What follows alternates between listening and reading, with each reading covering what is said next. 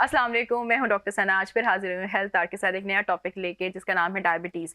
जैसे कि आप जानते हैं, शुगर एक ऐसी बीमारी है जो इंसान को अंदर ही अंदर ख़त्म कर देती है और मौत तक ले जाती है। इसी सिलसिले में हमने दावत दी है डॉक्टर जाहिद फ़हीम को, जो कि चीफ मेडिकल ऑफिसर हैं एक गवर्नमेंट ऑर्गेनाइजेशन में, और इनका डायबिटीज़ से बहुत गहरा ताल्लुक रहा। इन्होंने बहुत सारे मरीजों को सेहतियाब किया, बहुत सारे मरीजों की तशखीस भी की है। डॉक्टर साहब, अस्सलाम वालेकुम, कैसे हैं आप? वालेकुम सलाम डॉक्टर सना, कैसी हैं आप? ठीक ठाक हैं? मैं बिल्कुल ठीक हूँ। डॉक्टर साहब, मुझे बताइएगा कि वर्ल्ड डायबिटीज़ डे है 14 नवंबर को, तो ये क्यों मनाया जाता है?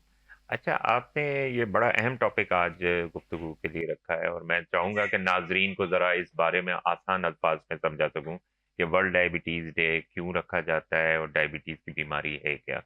पहली दफ़ा वर्ल्ड डायबिटीज़ डे जो है इंटरनेशनल डायबिटीज़ फेडरेशन और डब्ल्यूएचओ ने एक दिन मखसूस किया और ये 1991 में हिस्टोरिकल अगर हम देखें तो उन्होंने ये वहाँ पे तय किया गया कि हम एक वर्ल्ड डायबिटीज़ डे एक ऐसा दिन मनाएंगे जिसमें अवेयरनेस दी जाएगी लोगों को ये डायबिटीज़ की बीमारी है क्या और ये क्यों हो जाती है, किन लोगों को हो जाती है।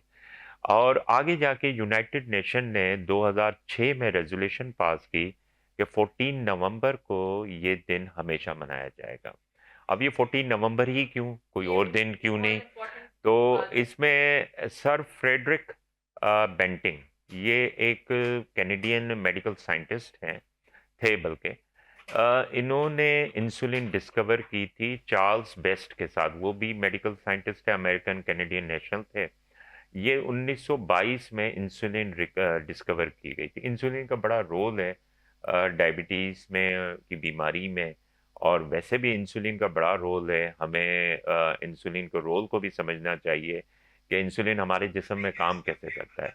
तो ये वर्ल्ड डायबिटीज़ डे उस 1922 में जब ये इंसुलिन डिस्कवर हुई थी, इनके बर्थडे, क्योंकि 14 नवंबर अच्छा। इनकी बर्थडे थी सर फेडरिक बेंटिंग की, तो उनका दिन मनाया जाता है। इस दिन को अहम इसलिए भी समझा जाता है कि मैं आपको ये भी बताता चलूँ कि सर फ्रेडरिक बेंटिंग को इंसुलिन डिस्कवर करने पे नोबेल प्राइज़ भी मिला अच्छा। था और वो 1923 में उनको मिला था। तो इसलिए ये दिन रखा जाता है। अगर आप देखें कि इस दिन की अहमियत भी इसी तरह से है कि अगर आप देखें दुनिया में तकरीबन इस वक्त करंटली 8.2 बिलियन पॉपुलेशन है जी।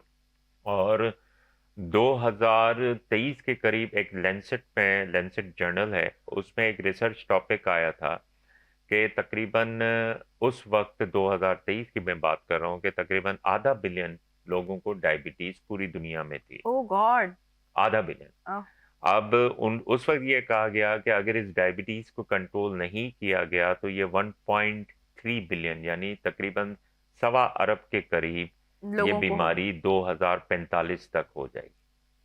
तो डायबिटीज बड़ी तेजी से बढ़ रही है, जिसमें ग्लोबली अगर हम कॉन्टिनेंट देखा जाए तो सबसे ज्यादा middle east, south Asia, north America, इनमें ज्यादा है। फिर यूरोप आ जाता है, नॉर्थ अफ्रीका आ जाता है। बाकी जो अफ्रीकन कंट्रीज है उसमें ये डायबिटीज का प्रेवलेंस कम है। सही। अच्छा, मुझे बताइए कि डायबिटीज़ की आपने सारी इन्फॉर्मेशन हमें दी है। ये शुगर बीमारी है क्या? अच्छा। और इसकी कितनी इकसाम है? किन-किन लोगों को होती है? इसमें कोई पर्टिकुलर जेंडर जो है वो ज़्यादा रोल प्ले करता है, कि यानी फीमेल्स में ज़्यादा हो रही है, मेल्स में हो रही है, या छोटे बच्चों में हो रही है, या बचपन में कुछ लोगों को मैंने देखा है कि पैदाइशी भी डायबिटीज़ जो होती है, कुछ अरसे बाद जब उनका टेस्ट कराया जाता है, उनको पॉजिटिव आता है कि डायबिटिक हैं वो। अब उनमें डिफरेंट किस्म की टाइप्स होती है, तो उसके बारे में आपसे मैं जानना चाहूँगी, वो क्या है? अच्छा, डायबिटीज को पहले समझने के लिए हमें ये समझना जरूरी है कि हम जो भी कुछ चीज़ खाते हैं, चाहे मीठी चीज़ हो चाहे फीकी चीज़ हो, वो किसी न किसी शक्ल में या किसी न किसी देर के बाद वो जाके एक ग्लूकोज में तब्दील हो जाता है और ये ग्लूकोज जो है खून में आ जाता है। जब आप डाइजेस्ट करते हो किसी चीज़ को खाने के बाद तो ग्लूकोज जो है वो खून में आना शुरू हो जाता है। अच्छा, अब डायबिटीज़ क्या है इसको समझना ज़रूरी है। डायबिटीज़ ज़िंदगी भर का मर्ज़ है। आपने अभी का तारुफ में कि डायबिटीज मौत तक रहती है। तो ये समझना ज़रूरी है कि ज़िंदगी भर का मर्ज़ है, ये कभी ख़त्म नहीं होगी। ये बहुत ये इंपॉर्टेंट बात है, ये पेशेंट नहीं समझ पाते हैं। ये नहीं समझ सकते, और ये समझ हमारा मकसद भी यही प्रोग्राम रखने का है कि लोगों को अवेयरनेस दी जाए कि एक दफ़ा अगर डायबिटीज़ आपकी डायग्नोस हो गई तो ये आपके साथ चलेगी, और जब तक आप ज़िंदा हैं ये आपके साथ चलती रहेगी। इसको कंट्रोल कर सकते हैं, इसको हम ख़त्म नहीं कर सकते। हुँ, अल्लाह करे ऐसी कोई रिसर्च, ऐसी कोई दवाएँ, ऐसी कोई प्रोडक्ट आए जो डायबिटीज़ को ख़त्म खत्म कर करने दें। के लिए हो, लेकिन अभी तक कोई इस किस्म की ग्लोबली कोई प्रोडक्ट दरियाफ़्त हुई नहीं है। अच्छा, ये इसमें होता क्या है कि जब हमारे जिस्म के अंदर लबलबा, जिसको पेनक्रियास कहा जाता है, हुँ, वो समझे इंसुलिन बनाने वाली फैक्ट्री है। हुँ, वो इंसुलिन रिलीज़ करती है। हुँ, इंसुलिन, जैसे मैंने कहा, बड़ा रोल है इसका। तो वो इंसुलिन हमारे जिस्म में रिलीज़ करती है, तो जैसे ही हम कुछ खाते हैं और ग्लूकोज़ की शक्ल में खून में ग्लूकोज़ आती है, तो हमारे जिस्म में हज़ारों लाखों खुलिये हैं जिसको हम सेल्स कहते हैं। सेल्स को एनर्जी हासिल करने के लिए ग्लूकोज की ज़रूरत होती है। तो उस ग्लूकोज को सेल्स जो है अंदर कैसे जाएँगे, वो खुद नहीं जा सकता है वो ग्लूकोज सेल्स के अंदर। उसको इंसुलिन जो है वो चाबी का काम करती है। वो सेल्स के दरवाज़े खोल के ग्लूकोज को अंदर ले जाती है ताकि उनको तवानाई हासिल हो। हम अगर आँखों में सेल्स हैं तो हम देखते हैं तो हमें तवानाई, अगर हमें शुगर कम है तो हमारी आँखें भी धुंधला बिल्कुल जाती सही कह हैं रहे हैं आप। और हमें धुंधला नज़र आता है, हमें चक्कर आना शुरू हो हाथ-पैर जाते काम हैं, नहीं करते। हाथ-पैर काम नहीं करते, इसका मतलब हमारी सेल्स को तवानाई नहीं मिलती। जब सेल्स में किसी भी वजह से ग्लूकोज़ दाखिल नहीं होती और खून में वो ग्लूकोज़ रहती और हम खाते रहते हैं और ज़्यादा ग्लूकोज़ हमारे अंदर पहुँच रही है, तो एक वक़्त ऐसा आता है कि ग्लूकोज़ लेवल खून में बढ़ जाता है, और ये अगर मुस्तकिल रहे तो इस कंडीशन को हम डायबिटीज़ डायग्नोज़ करते हैं। जी, बहुत अच्छा बताया डॉक्टर साहब आपने, बहुत इलैबोरेट किया। आप मुझे बताइएगा कि टेस्ट होता है, कुछ लोग होते हैं सेल्फ अपने टेस्ट करा रहे होते हैं, कुछ लोग होते हैं कि वो कुछ भी कर लें, आप कितना भी उनको टेस्ट सजेस्ट कर दें, वो टेस्ट नहीं कराते हैं। तो बेसिकली अगर हमें किसी को शुगर डायग्नोस करनी है या हमें पता करना है कि उसको शुगर है, तो कौन से टेस्ट कराए जाते हैं? और क्या ये टेस्ट जो हैं, वो हमें हर एज में कराने चाहिए हैं? जैसे पहले एक रिकमेंडेशन थी कि 40 साल से ऊपर अगर आप हैं, तो आप स्क्रीनिंग स्टार्ट कर दें। लेकिन अब क्योंकि आप बता रहे हैं कि अब बहुत कम एज में भी शुगर डायग्नोस हो रही है, तो इस सिलसिले में क्या कहेंगे, किस तरह टेस्ट हो? और दूसरा ये है कि कौन से टेस्ट हैं जो एक्चुअली हमें कराने हैं? अच्छा, इसमें 2 तरीके से ले लेते हैं। पहले तो उन लोगों के लिए टेस्ट जिनको डायबिटीज़ नहीं है, ठीक है ना? ठीक है, जिनको अभी डायग्नोज़ नहीं है, हम नॉर्मली हम घूम रहे हैं, घूम रहे फिर रहे हैं। फिर रहे हैं, हमें नहीं पता हमें डायबिटीज़ है या नहीं है। पहले तो उनको ले लेते हैं। फिर दूसरा उनको लेते हैं जिनको डायबिटीज़ है, उनको कौन से टेस्ट करवाने चाहिए। हुँ, इससे पहले मैं चाहूँगा कि हम नाज़रीन को ये बता सकें कि किन लोगों को डायबिटीज़ के रिस्क ज़्यादा होते हैं, ताकि मैं फिर स्क्रीनिंग की तरफ आ सकूँ।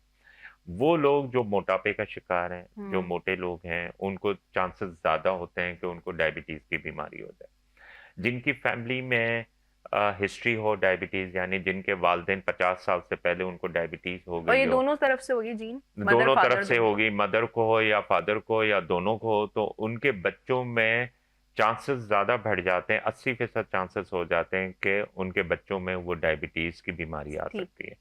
फिर एक आप कुछ ऐसे रिस्क फैक्टर्स हैं, जैसे ब्लड प्रेशर किसी को है, किसी को ब्लड कोलेस्ट्रॉल बढ़ा हुआ है, और इसके अलावा कोई हार्ट की बीमारियाँ हैं, तो उनके चांसेस होते हैं कि उन पे रिस्क ज़्यादा होता है कि उनको डायबिटीज़ की बीमारी हो जाए।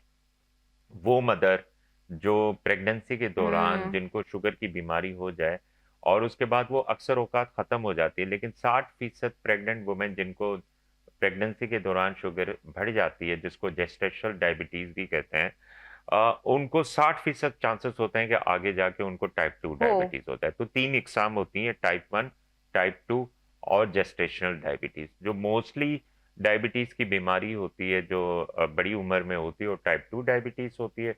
जो आपने बताया कि बच्चों में होती है, वो टाइप 1 डायबिटीज़ होती है, जो रेयर कंडीशन होती है। और जो ख़वातीन में प्रेगनेंसी के दौरान हो जाती है, उसको हम जेस्टेशनल डायबिटीज़ कहते हैं। अब आप आते हैं कि स्क्रीनिंग। देखिए, स्क्रीनिंग जितनी जल्दी कर दी जाए, साल में 1 टेस्ट होता है, जो हुँ, हमें करना चाहिए, फास्टिंग ब्लड शुगर। जी, फास्टिंग ब्लड शुगर जो होती है, 8 घंटे की फास्टिंग होनी चाहिए। रात को अगर आप खाना-पीना बंद कर दें 12 बजे, और 12 बजे सुबह उठ के 8 बजे या 9 बजे तक आप अपना एक टेस्ट खून का करवा देते हैं, उसमें अगर आपकी शुगर बढ़ी हुई आती है, तो आपको डायबिटीज़ हो सकती है। लेकिन मैं कन्फर्म इस वक़्त भी नहीं करूँगा। आप कन्फर्म 1 हफ़्ते के बाद वैसे ही खाना खाते रहें और 1 हफ़्ते के बाद दोबारा आप करवाएँ और अगर फ़ास्टिंग ब्लड शुगर आपकी अच्छा। दोबारा बढ़ी हुई आती हुँ, है, तो कन्फर्म डायग्नोसिस हो जाती है। हुँ, अक्सर औक़ात क्या करते हैं लोग, बड़े इंटेलिजेंट हैं हमारे माशाल्लाह लोग जो हैं, हुँ। वो ये करते हैं कि जब उनकी देखते हैं कि थोड़ी शुगर बढ़ी हुई आती है, तो डाइट कंट्रोल करना शुरू कर देते हाँ, यूजुअली हैं। ऐसे ही होता है और फिर 1 हफ्ते के बाद शुगर देखते हैं, उनकी नॉर्मल होती है और और नॉर्मल समझते हैं कि होते हुए उनको कहते हैं नहीं जी है, हमें हमें कुछ भी नहीं डायबिटीज़ की है। बीमारी नहीं हुँ, है। ये गलत तरीका है। हुँ। मैं उन अक्सर अपने मरीज़ों को कहता हूँ कि आप एक दफ़ा कर लें, उनको अगर डायबिटीज़ नहीं है, फिर आप वैसे ही अपना नॉर्मल लाइफ़स्टाइल डाइट लें। रखें, नॉर्मल जो ले रहे हैं, 1 हफ्ते के बाद दोबारा करवा के आएँ। अगर उस वक़्त भी वो बढ़ी हुई है, तो हम उसको कन्फर्म डायग्नोसिस कर देते हैं, ये डायबिटीज़ है। ये तो स्क्रीनिंग की बात हो गई। मोस्टली पहले डब्ल्यूएचओ रिकमेंड करता था कि 35 साल के बाद साल में 1 दफ़ा ज़रूर करें। हुँ। अब हम रिकमेंड करते हैं कि जैसे ही आप बलूगत के बाद आ जाते हैं, क्योंकि चाइल्ड ओबेसिटी अच्छा। हमारे यहाँ बहुत ज़्यादा हो गई है। हुँ, हमारे यहाँ जिस तरह का लाइफ़स्टाइल है और डाइटरी डाइट पैटर्न है, तो बेहतर है कि जब आप बड़े हो जाते हैं, 20 साल को क्रॉस कर देते हैं, तो आप साल में 1 दफ़ा ज़रूर अपने ये टेस्ट ज़रूर करवा दिया तो करें इसको हम फास्टेड। शामिल ना कर दें स्क्रीनिंग के अंदर? आपको क्या स्क्रीनिंग हमारे कुछ पैकेजेस होते हैं, सब करवाने की ज़रूरत नहीं है, क्योंकि इसमें अगर अक्सर औक़ात लोग पीछे हो जाते हैं कि जी मैं ये भी करवाऊँ, ये भी करवाऊँ, तो एक जी, बिल्कुल। अच्छा खासा खर्चा आ जाता है। हुँ।